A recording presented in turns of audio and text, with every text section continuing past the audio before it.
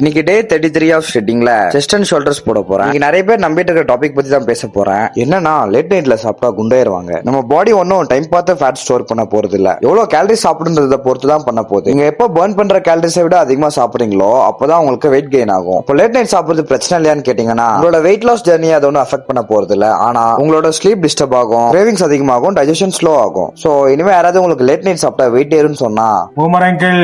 Yes.